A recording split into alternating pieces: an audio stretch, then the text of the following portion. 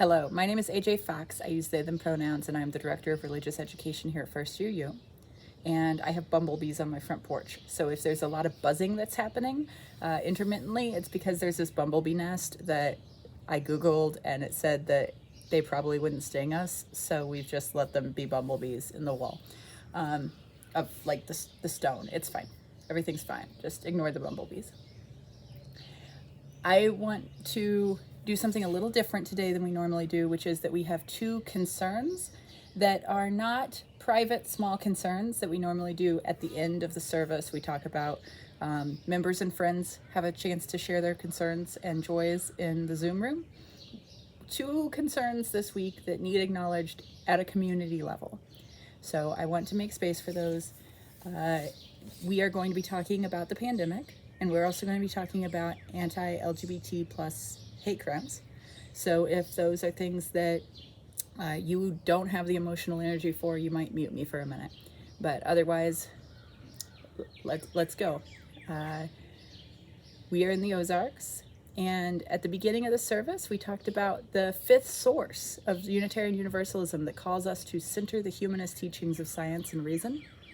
And right now, because of our very low vaccine rates, our community is being hit hard by the Delta variant of COVID-19. Our hospitals are overwhelmed. Our medical staff is working very hard to try to keep people safe and protected. It's not just unvaccinated people, it's unvaccinated kids who cannot be vaccinated yet. And it is people who are vaccinated having breakthrough infections because there's just so much of this Delta variant going around. And we, after we end the live stream, we will drop a stone for that, and we will make space for that in that space. But I wanted to make sure that we acknowledge here in the broader community that this is happening, that it is heavy, and that it goes against our UU values to have this struggle happening in the way that it's happening now. That this is not about a pandemic as much as it is about now our response to the pandemic. And that is frustrating, and that is also just sad and infuriating and all of those emotions, and that we can hold that concern. The other concern that needs mentioned is the attack of, bumblebees. The attack of two gay men, a married couple named Bobby and Chance Hayes, that happened downtown in Springfield, Missouri a few nights ago. They both survived the attack, but it definitely was, it was a hospitalization, whole 9 yards.